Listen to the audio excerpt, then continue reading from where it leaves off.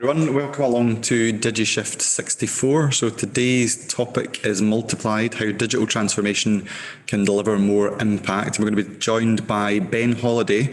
Ben is the author of the Multiplied book, which I have a handy copy here. I don't know if you'll be able to see me because there's slides up. I'll wave the book at you later on. The book is excellent for people working in public services and third sector services. We're going to explore in the future of digital transformation and what we can learn from the biggest crisis in our lifetimes to date, the COVID-19 pandemic. Ben is Chief Designer at TPXimpact. He's got 20 years plus experience in design and digital transformation. He works with organisations, change programmes and teams to deliver modern digital products and services. So I'm going to hand over to Ben. Ben's got a few slides and then it will be the usual DigiShift format where we get a chance for questions and discussion after that as well. Brilliant, thank you. Hopefully you can all hear me okay. So yeah, thank you for such a great introduction and good to be with you. I'm in London today in one of the TPXimpact offices. I actually live up in Cumbria, so I spend most of my time up in the northwest. A lot of our work is kind of all over the country, including Scotland, doing some work with Scottish Digital Academy at the moment in Scottish Government as well. So slowly kind of beyond the pandemic, getting back to some travel and seeing people in person as well as lots of great events like this. But it's a real pleasure to just speak to you briefly and introduce some of the themes of the Multiplied book. So we actually launched the book late last February, so it's almost been in the world about a year now. It's been fantastic having conversations really to explore some of the themes, talking to organisations about their own stories. And really the book is a collection of stories from the last 5 or 6 years from the work I've been involved with across the public sector and the third sector. And also really looking particularly at the lessons, as you're saying in the introduction, around what really can we learn about the type of change we've all lived through and worked through over the last few years. So really multiplied is this idea that greater impact through our organisations and services is possible using digital transformation and through how we use digital transformation. And the idea really that digital is a real opportunity in terms of how we unlock the value of the work that we do and how our organisations work, how we deliver services.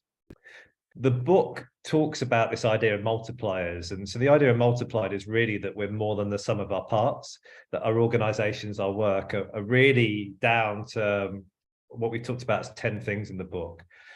And so to unpack it, like really like multipliers in our organizations, like our people, the people we work with, how we work, how we organize our teams. Real themes around participation, like how we involve people in our work across our organizations. Also how we include people outside of our organizations and the way that we organize, the way that we design, build, run services. That really leads into themes like inclusion. So really, how do we create services that like truly work for everybody? Like one of the things that I think about a lot with the third sector and digital is really, how do we actually use digital as an opportunity for increasing the reach of our services, our support and what we do? And then approaches like user research, or how we use research to really understand the needs of people that we're meeting, both inside and outside our organizations. So how do we really understand needs outside of maybe the people we reach now? So lots of the work that I'm involved with actually at TPX at the moment, working with a number of smaller charities, where really we're asking the question of how do we go beyond the groups that we reach at the moment? So if we're working with young people, actually, where are the excluded groups that actually our services don't reach? How might our business models evolve in terms of the future services that we deliver, that we design to reach those groups, to meet their needs in a better way?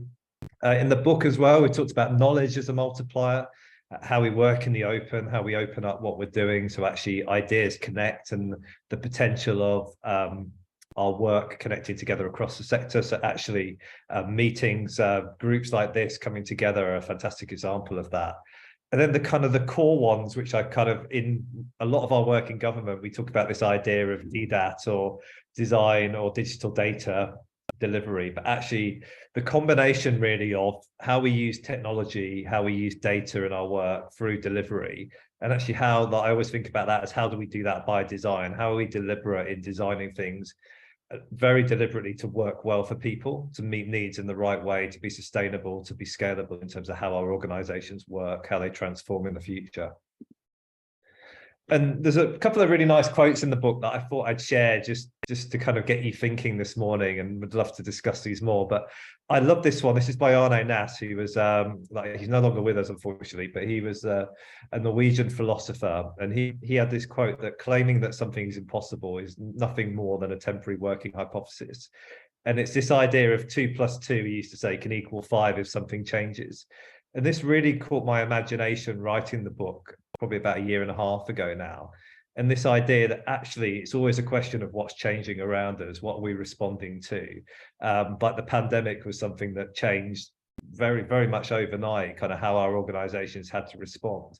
It actually made things like collaboration across parts of the public sector achievable. Suddenly things and groups that hadn't been able to work together were forced to work together. So we get these situations where actually something changes. It might be digital disruption, people's expectations changing of how they need to access our services, but essentially the sum of the parts that we're working with can start to change. And so this idea of 2 + 2 can equal 5, and for me, as somebody with a design background and having worked in digital transformation for most of kind of the last probably 15+ years now, it really is a case of recognizing what is the change that we're working with. And again, I can break it down actually to this point as well, that for me, and I was looking for the kind of most simple kind of explanation of what is digital. And one of the pieces of feedback I've had through sharing the book and people reading it is actually, it's this idea of really the story being about the combination of change plus information technology. So how our organizations use technology to respond to change. And like I said before, how that comes through actually doing that in a way that is driven by design, through research, through being people focused. But really as simple as that, like change being how our organizations respond to what's happening, to the challenges, the problems that we're trying to solve, but also the opportunities of how digital can start to change our business models and how we work. And then just a couple of other points really quickly. The book talks about the different types of digital. This feels really important looking ahead as well, and also looking back kind of over the last decade of kind of investment in the public sector and third sector around digital. And one of the things I talk about in the book is this difference between digitization and digitalization, like similar words, but actually very different.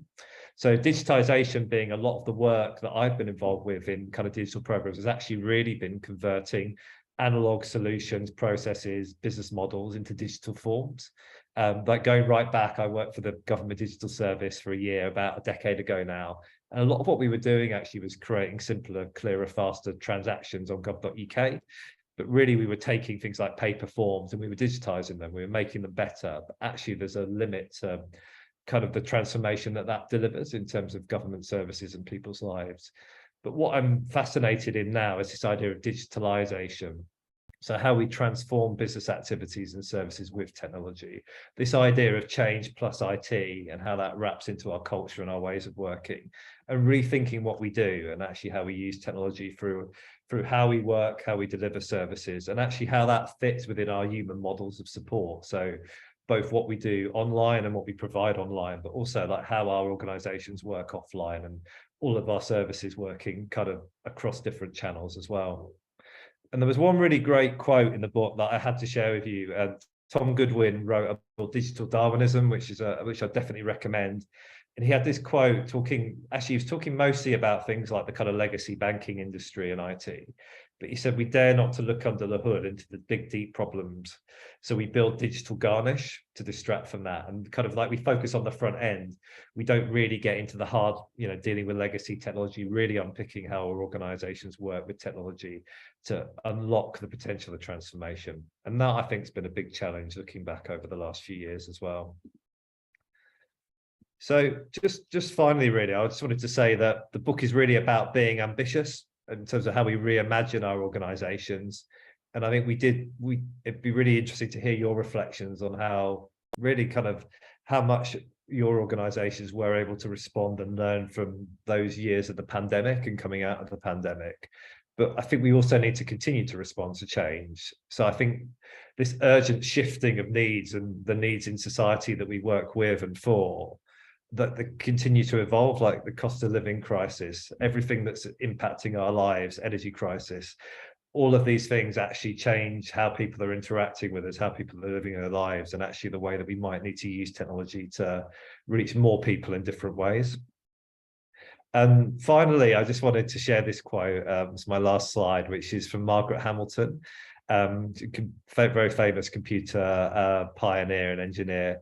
And she said, in terms of like using technology, and she was attracted both by the sheer idea of the fact that it'd never been before. She worked on the NASA programs in terms of sending a rocket to the moon. And I think we've also got to get excited about the potential of digital through design, through people focus, but it's really about what is possible. And again, that's this idea of 2 + 2 = 5, of what are the multipliers in our work, like what can be made possible rather than what isn't possible, and having that mindset going forward. So that was a super whistle-stop tour through a 60,000 page book, which is always quite hard in 5-10 minutes, but thank you for just listening to that. And yeah, really happy to pick up and talk about any of that or anything you want to, I think. So looking forward to the conversation. Thank you. Brilliant. Thank you, Ben. John, I don't know if there's been much in the chat in terms of questions or whether we want to open up.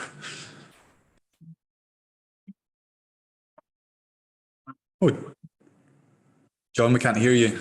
Oh, no. Hear me?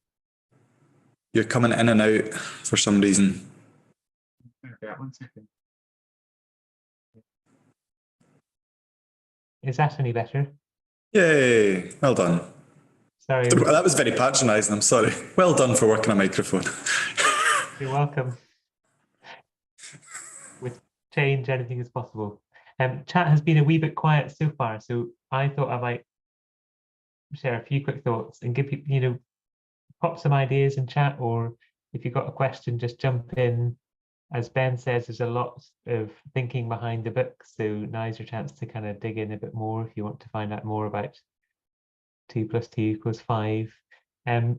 One thing I really resonated with me, Ben, was your point about digital being change plus IT, because sometimes in the role that I do, I'm often asked to kind of say, well, what is digital? And some people say, well, it's just like IT plus emoji. It's the kind of friendly face of technology. And I wondered if you wanted to kind of just talk a bit more about the sort of the depth of the change that's underneath digital, because I think sometimes people just imagine it's, as you said, a bit superficial. Yeah, absolutely. I think this idea of change, that there are lots of definitions of digital that I think are useful, like the very famous Tom Loosemore definition from Public Digital. I think Tom's spoken at DigiShift before as well, where he talked about it's about the culture and the business processes and responding as organizations within, we live as part of a digital era or an internet age. But for me, this idea of the thing actually that was fed back to me is really this tension between IT being a department in an organization or a team, and actually technology really being much more part of the DNA and mindset of the organization, in the way that it cuts across everything we do in terms of thinking about how technology can enable and support, what we do, like our functions, how we work, our culture, and recognizing how people want and need to interact with our services. So it doesn't become a kind of outsourced support function, which traditionally, like going back 20 years to my kind of first jobs, I remember working in large organizations. It was very much always an IT department. You had to go see the service desk and kind of book a ticket and then, agree work. And it was essentially, we were outsourcing within kind of where we were working, much more to actually, how do you embed people who are technologists who understand digital technology within services. And I think that change becomes about how you organize. Like one of the themes in the book we talk about a lot is like, how do you start to organize around being people-centered, being focused on services. So this idea, and one of the terms I like these days, is kind of service lines, or being service-oriented. So you're really understanding like what are the services or the things that we deliver as an organization, like what do they deliver for people, what are the outcomes, how do we understand the types of life events and the journeys people are going through when they're interacting with us, and how do we start to organize and optimize in the most efficient and best way to deliver those outcomes, in terms of creating joined up experiences that internally, like, change should mean efficient, scalable, ways of working that enable us to work in a lean way that, becomes kind of cost effective as well. Like, that should be achievable, but makes the best of the people that we've got and their skills, and how we deploy people, how we support people, and at the same way creates the most flexible kind of tailored experience possible for the people we're supporting. And I really do think it is about changing expectations as well. Reflecting kind of on the third sector, like the last few years, I've been involved with quite a lot of work with Parkinson's UK, with their Parkinson's Connect program, where they're really transforming their whole business model, looking at how digital can change how they deliver services and increase the reach of services, which they've been really successful with. Doing some work at the moment with Young Minds, children's young people's mental health charity, kinship carers. It's always the same challenge. It's really about reach and also changing expectations. Like, all of those organizations actually are working with younger people with different types of access needs, looking actually at how digital supports more localized, tailored, individual type of support, rather than traditional websites, call centers. So starting to adjust and respond to that. Great. I wonder, there's been a good question from Susie in chat. Susie, I wonder if you wanted to kind of share your question, or are you happy for me to just kind of share it to the room? Yeah, I mean, yeah, it's really just, I suppose it's picking up on your point, Ben, about digitization and how that's been sometimes part of the problem in the past. There's been a lot of chat about human learning systems at the moment, and how we have to start from there. I'm just wondering where you see digital in that process, and when. I think you'd probably say it's integrated throughout, but just wondering what your thoughts are on that.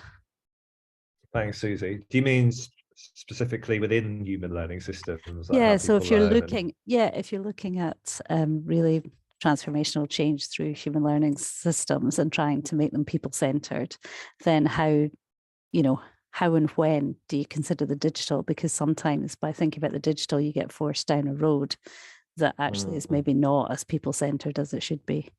But maybe I'm coming at that the wrong way. So no, I think you're right. I think you go back to really understanding kind of how people learn, and actually how you can best meet the different needs that they have. And I'd go back to properly try to understand what that learning journey looks like, and then you come to the point of asking, like, where are there opportunities for digital to help us support interactions and experience, what is that learning experience, and how does technology support that? And potentially there are lots of, quite often, and the book talks about this actually, I think kind of thinking about kind of digital as a kind of service model, quite often we're thinking about lots of smaller uses of technology in a joined up way. Whereas, traditionally, I used to work actually in higher education in England, going right back in my career, and it would be like we'd buy a learning platform, because so you'd start with the procurement of the technology solution. Whereas I think actually kind of modern cloud-based approaches, there's the ability to bring together lots of smaller types of interactions and solutions that essentially still supports like a human learning journey, and people playing a role in that in terms of, coaching, mentoring, teaching, but then like digital platforms for how you share information, how you connect with people. Also, like, digital's really good and technology is really good at connecting people together. So lots of really interesting work around the sector in peer-to-peer support type solutions. So I think that's definitely another one to explore as well, like functions like how you help people find and book to actually access relevant material or relevant training as well. But there's a set of needs within there and things that ideally would need to happen. So you could start to break it down to, what that journey looks like how the people access information, and then different types of kind of learning experiences within that, like how do you reach out and get advice, but think of it as a service journey. Great, thank you. Ellie, hello. You have a question for Ben. Do you want to just say what you were wondering about? Hello. Not sure which bit I'm meant to be speaking into here. Sorry, it's a bit loud behind me. I can hear you. Cool. But yeah, I think you've actually just spoken to a couple of examples quite briefly, but I just wondered if you could speak to a few more examples of some of those multipliers in particular, where the sort of where reimagining things through digital has just had that just exponential impact difference. Yeah, so the sound was a bit bad there. So I think the question is around like types of multipliers and examples, really. There's lots in the book. I think to go back to kind of COVID, like one example is organizations actually sharing and building on each other's work was a really powerful thing. So there's a really great example in local government, and this kind of continues in local government in Scotland and England, of things like councils building tools like directory of services, like being able to signpost to local services and triage support, especially through COVID, where there was an immediate, obviously, spike in support for people that were having to shelter and stay at home for different reasons. And so there was a good example of actually, I think originally it was Buckinghamshire Council. I can't remember which way around it was, or Essex, but it's the example I use in the book, but building a directory of services, but actually open sourcing the code. And 2 or 3 other councils were able to build on that and stand up that component of their service really, really quickly at really little cost. And it was good enough to actually meet their needs. And just really the real job is, like the technology and the solutions, there are kind of common service patterns you can reuse a lot of the time. It's really starting to design and integrate those into a local context that's the important thing. So that's a great example. I think in terms of just taking a design approach itself is a multiplier in terms of how you think about organizing for services. But I think last time I came to DigiShift, I talked about Parkinson's UK, because I think it's a great case study, and they blogged about it, shared a lot with their Parkinson's Connect model. But that went right back to starting with discovery to really understand the type of life events and the journey that people with Parkinson's were going through in terms of their experience, and actually starting to think about how you best organize and use digital to meet people's needs. And I haven't got the exact numbers, but they've talked about this on their blog in terms of they've really been successful in increasing the reach of services through different channels, through things like peer-to-peer support, through more tailored information and content online through accounts.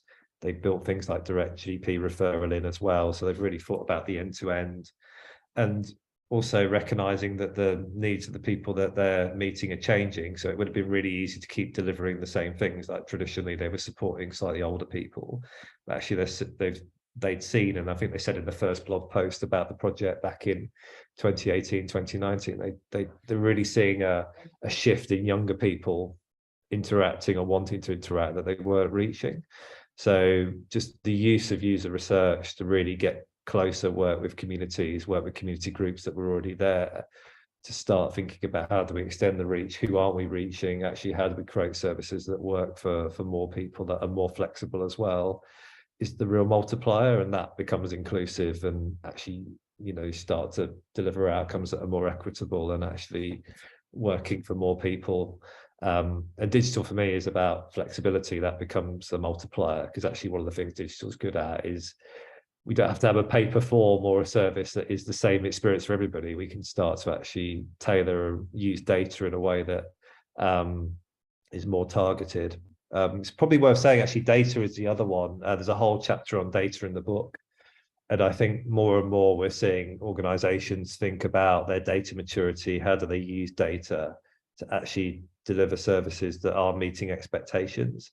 And different layers to that, I think this idea of actually sharing your data, again, we saw in COVID, like how do organizations work with each other's data effectively? And we saw that through projects that I was kind of involved with through TPX and others, where actually like how do you help the voluntary community sector work with local government to like triage effectively, direct people to support in COVID, and that's continuing. And again, like open sourcing some of that so councils could build on that.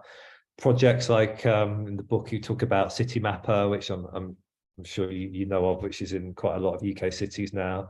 That was all originally built in 2007 on APIs like released and maintained by government, but actually enabling innovation outside of government as well, through releasing data.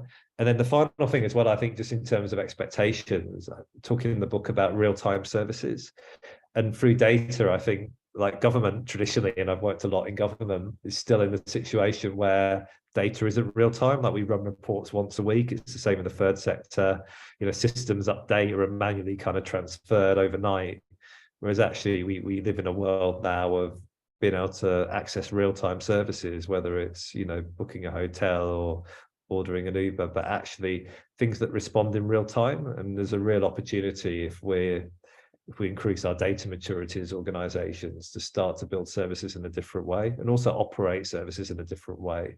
So actually looking at what's happening in real time and starting to respond in a different way so we can tailor. And again, I think so data becomes a multiplier in that sense. And I think that's really where organizations, and we're seeing it this year, are starting to focus more and more. I just asked a question to the room. So if anybody has seen user needs changing in recent months, I'd be interested to hear that, because I think we all saw a lot of change in the pandemic as people got comfortable with being online for the first time and maybe snapped their first QR codes or joined their first Zoom meeting or whatever it might be.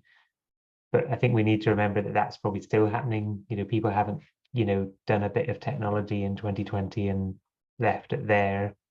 They're probably still trying out new stuff. So I wonder if anybody in their organization or in the work they're doing has seen any new developments and new areas where you're thinking that could be something to look at.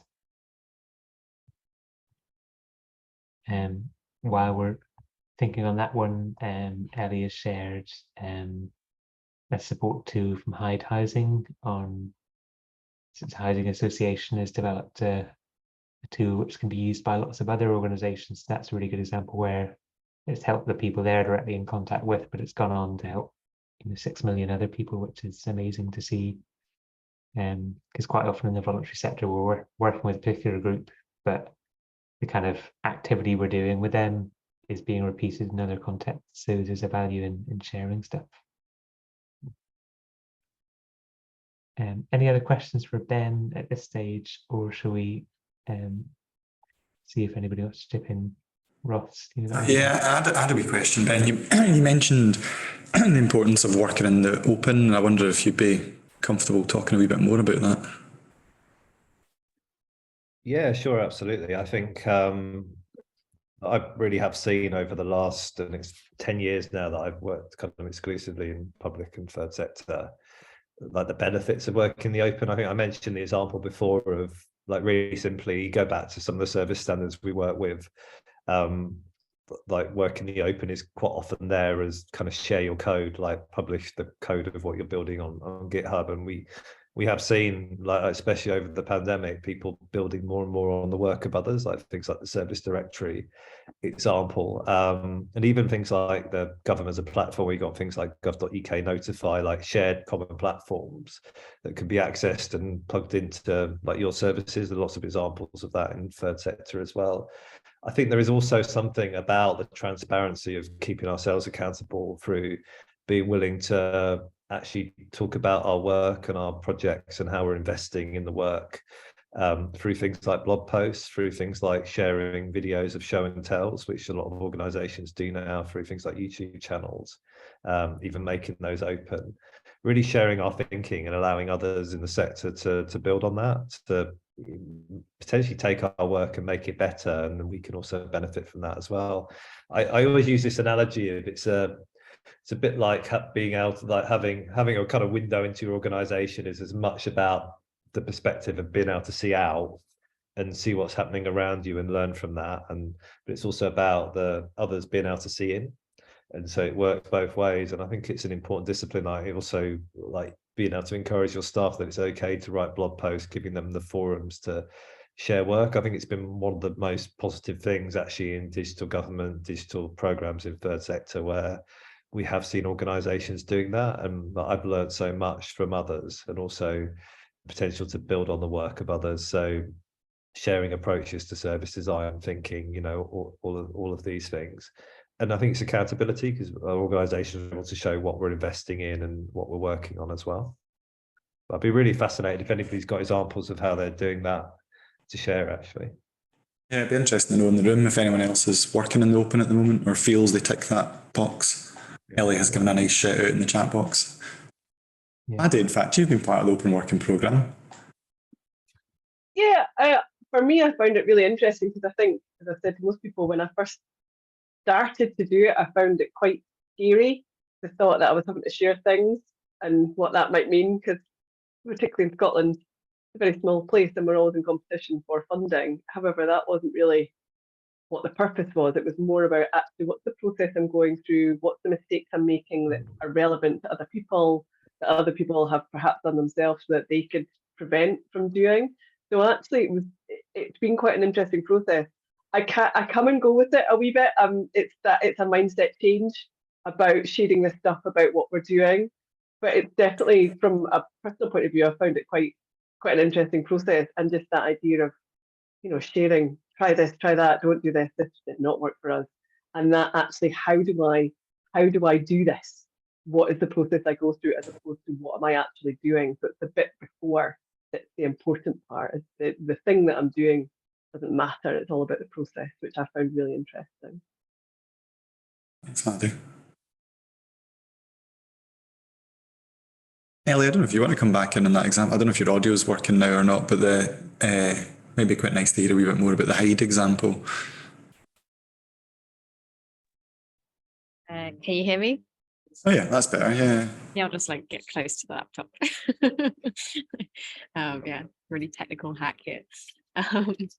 The Hyde example was something that was built during the pandemic, which was a response to a particular crisis response need that they had, supporting their communities with universal credit. But what was really lovely about that example was just that the code base, as you were saying, Ben, was made open, and that was able to be kind of repurposed by hundreds of other different organizations for their user base. But then also it's been repurposed by Hyde itself in this new cost of living support tool, which you'll see if you click on the link there, like it looks suspiciously similar to the universal credit tool, which is great, right? Like, I mean, once you've got a sort of good UX, why not use it again?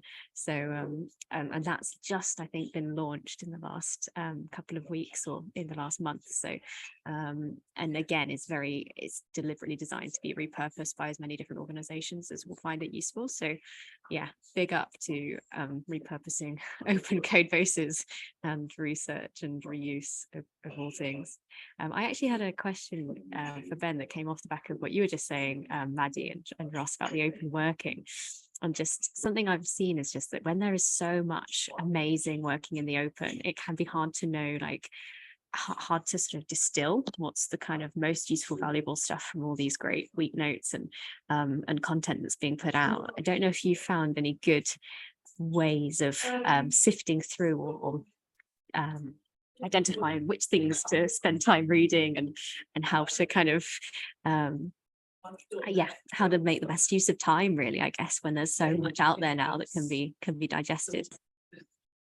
Yeah, I think it's really hard, actually, and I'm just thinking how I do that. I guess I've trusted things like your Twitter network in the past, even though that's not quite sure what happened to Twitter in the longer term, and those kind of little networks that you tend to join and then follow people that you trust or are networked with, like groups like this even. I mean, I find it really valuable, actually, because we have things like a Slack channel at work and through projects and with organizations we work with, and encourage people to share links that they're reading as well. So there is something about crowdsourcing and people kind of sharing stuff that they have found. So it's this constant kind of discovery of what's there, and also like knowing the few people that actually you tend to find, I think, certain people who blog about certain subjects that you find really useful. So I kind of definitely have a handful of people that I sort of follow and would notice if they've shared anything on LinkedIn or wherever it is, and definitely make time to read. But I tend to find the really good, useful stuff comes back as well.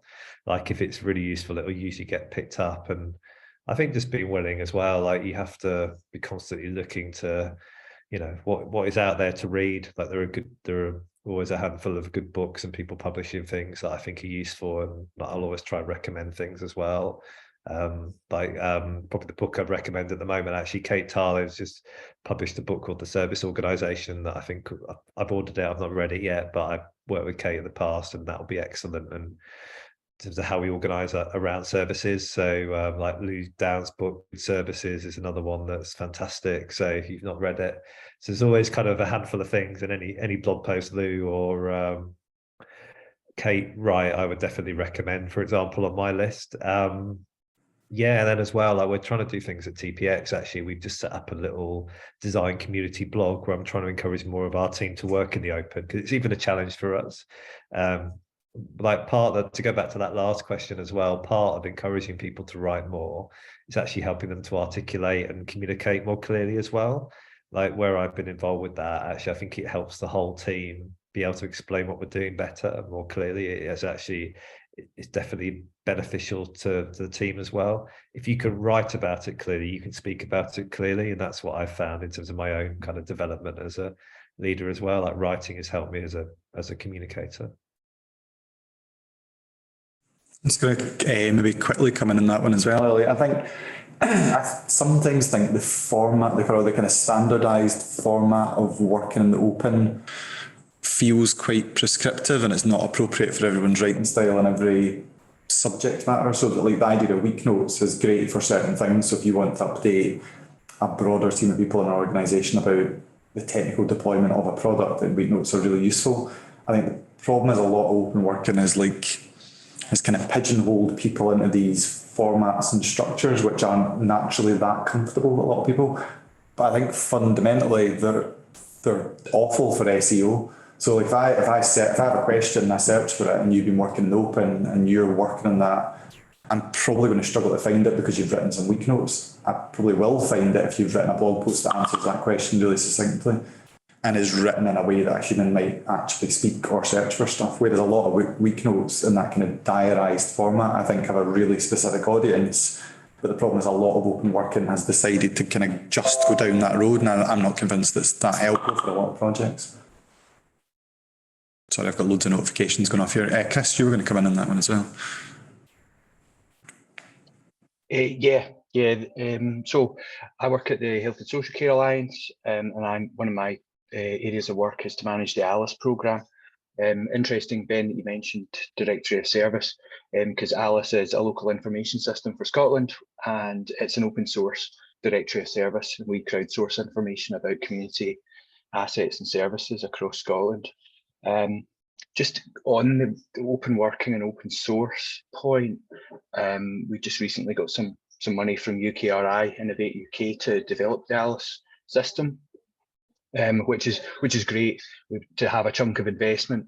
But one of the aspects that UKRI were looking at was the commercialisation aspect, and how the technical partners in the project were then going to use the work that had been funded through UKRI to commercialise, to basically to make money out of the work that they'd done. So one of the challenges we've got is to combine, I suppose, the benefits of an existing open source system, which has got open data, open APIs, and so on, but equally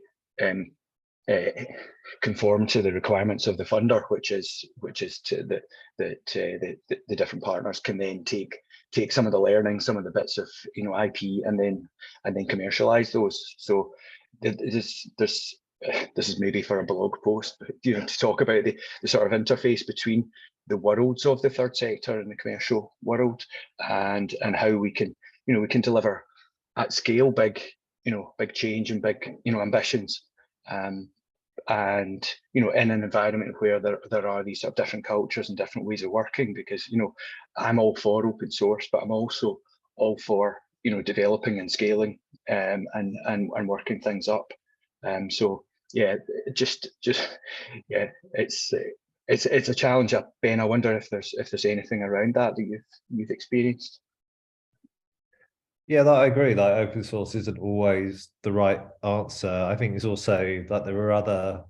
It's not just about code, is what I mean by that, and like outsourcing technology. Like the other things that I'm really interested in, things like service patterns, like understanding that a lot of what our organizations do, or even a lot of these systems and solutions, they involve the same types of interactions, and there's a lot of learning around that. How is it best, like a really common interaction for organizations and services is the ability to help people book a thing or book onto a thing. So there are not only kind of common technology solutions for that, but really there's a pattern around how you best design that interaction.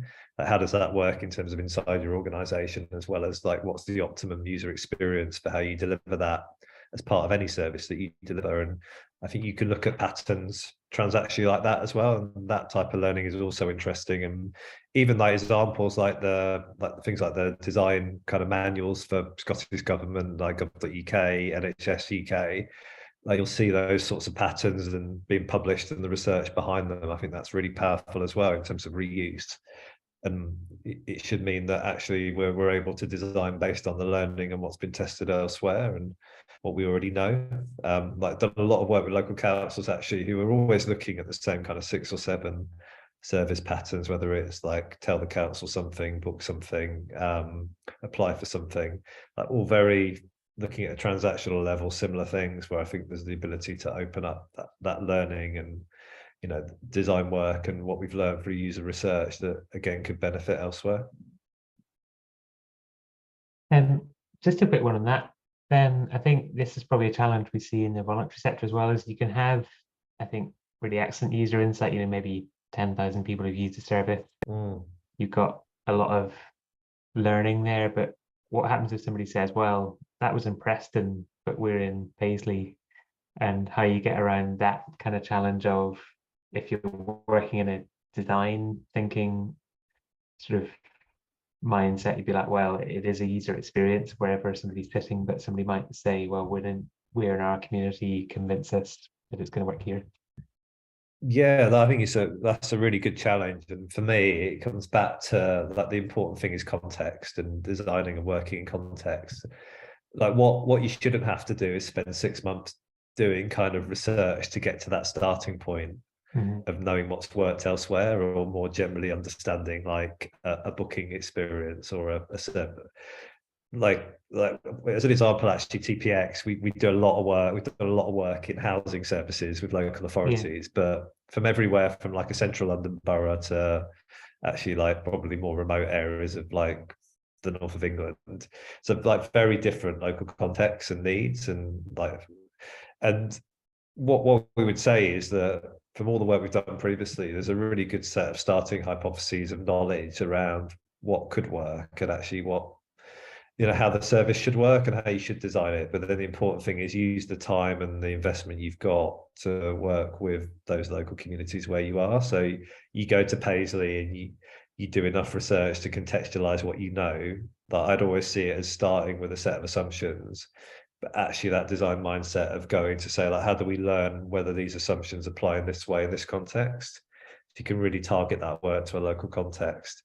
And for me as well, it might mean that we know enough to very quickly build and pilot something that enables us to actually learn through real service delivery, through a kind of controlled prototype or pilot, but in Paisley.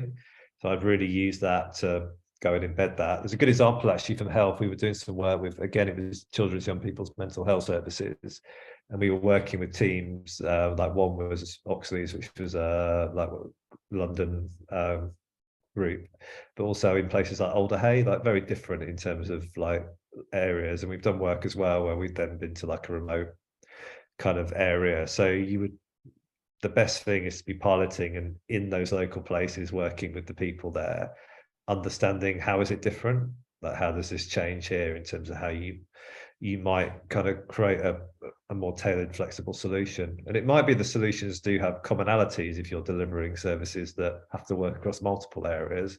But again, you understand you use technology to be the thing that enables you to create flexible solutions that adapt.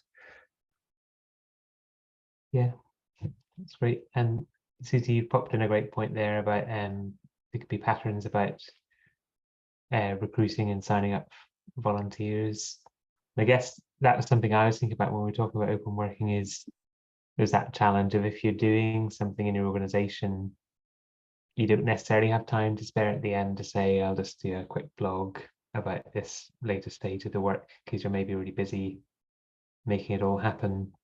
And maybe part of the challenge with open working is you're not sure who the audience is. Maybe nobody's going to see it. So there's not a big incentive to write a blog in that context. I'm seeing a few nods there. Probably worth saying, Sorry, I find writing blog posts is valuable for myself. I think that's a good test, actually. Can you be writing in a way that it's actually valuable to you in terms of articulating what you think and how you need to communicate it, and how that becomes a useful part of your work as much as it being of use to others? And then actually that starts to justify some of the time you might spend on that. Yeah, great. Nicola from Shetland Library, you got a great point about a change in the kind of inquiries you're having coming in. Do you want to say a bit about that? I mean, you've put a really good update in the chat, but do you want to share a bit about that as well? Hi, yeah, it's just something that we have noticed. So we actually got some training for our staff, particularly around the health information, and it was very much linked to I'm not going to say just older people, but I would say generally older people coming in and going, well, there's this Ask My GP thing, and I've been asked to do a video call, and I don't know what I'm doing, and there's so much information online, and especially linked to the COVID pandemic. There was so much false information out there about COVID and various other health issues. It's an absolute minefield, anybody trying to wade through the quantity of fake information that's there on the internet. Mm-hmm. So we decided one of the best things we could do was actually to ensure that our staff was trained in how to actually assist the public in wading through all that excess information that's out there. And I mean, the internet is great because often by the time you publish a book, something new has come up in the field of healthcare. So by the time you actually get a book on the shelf, I wouldn't say it's out of date, but you know, there is new information out there. So I mean, I'm not saying the internet's not the place to go. It's absolutely fantastic. But as everybody knows, there's just so much rubbish out there. So all our staff have now had training in how to actually access the good sites such as NHS Inform, Cochrane, that kind of stuff, to actually get the correct information and how to pass that on to customers. And we also do obviously the basic support of if somebody comes in and says, I've been told I need to do a video call, we'll get them into a private room, get them set up for a video call and then leave them to it.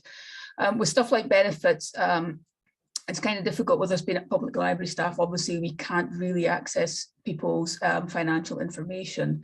We will help if somebody just needs help, say, to get onto a computer to fill in a benefit form, and they're reasonably confident in doing that once they're on the computers, then that's fine. But we now have really good links with adult learning, with CAB. There's a local support hub that's just a few steps away from the library that we can refer people to. So we do a lot of referrals with that. But it is quite interesting that a lot of people come to the library, and it's great that a lot of people do just come to the public library to ask for these things. And folk have said to us that there's so much stuff out there, so many support hubs, so many places like CAB, that they're actually a bit of a loss of where to go. And they come to the library to ask, where do I go? So for us, it's been absolutely great. And we've had such a lot of support from CAB, from Adult Learning, and from other volunteer organisations to ensure that we have the information to pass on to the customers to try and make ourselves, because we're right in the middle of town, it's a fine little central hub for people to go that we can put them out to the right areas. Thanks very much. It's a really good example of how you're having to evolve your approach, but you're doing it based on strengths you've already got in terms of you've got a central location, you've got people who are used to helping the public and just kind of evolving that. So it's a really good example. Yeah, and it's a safe space. I think folk quite like the fact they can come to the library And it's not like going into a support hub or going, you know, if they just want a little bit of information, we can give them a little bit of information before we direct them where to go. But I think some people still are embarrassed about going and seeking support, and coming into the library is a neutral location. Yeah, that's really so interesting. And, you know, I'm sure that that kind of insight could be interesting to other bits of the public sector who might be thinking about, you know, what does our, if we have a accessible point of contact, what does that look like? What does that feel like? Because I think there's some really good strengths there in terms of keeping it approachable. Yeah, and certainly from our point of view, it's, you know, with libraries being very much a target at the moment for cost cutting, it is footfall again across our doorstep as well for us.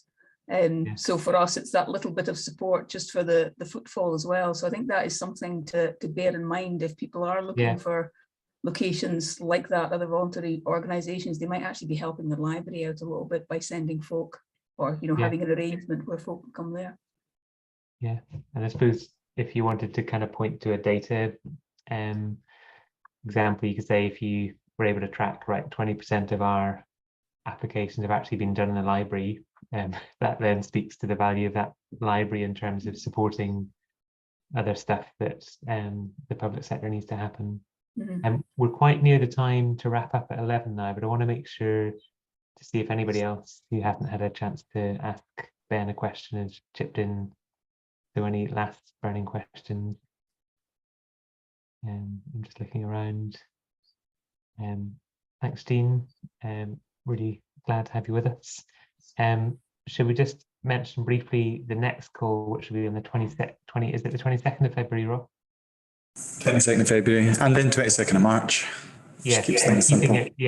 It's always the last Wednesday of each month. So the next 2 months, it's 22nd, 10 a.m. It'll be the cost, it'll be digital services and the cost of living is our next call. So probably quite interesting to a lot of you in your role. And then after that, we'll be looking at AI in March. We might have some AI doing the call for us then, perhaps. But I wanted to say thank you so much, Ben, for joining us. It's been really interesting to just kind of really scratch the surface of what you've shared in the book. And Ross's wave in the book is quite small, but we've shared links in the chat, and we'll share. The book's not small, I'm just far away, John. It's like that Father Ted sketch. Great. Okay. So thank you all so much. It's been a really interesting conversation this morning. Thanks so much, everyone. Fantastic. Thanks, to join Ben. you. Cheers. Thank you. Bye. Thanks, everyone. Cheers. See you all in February, hopefully.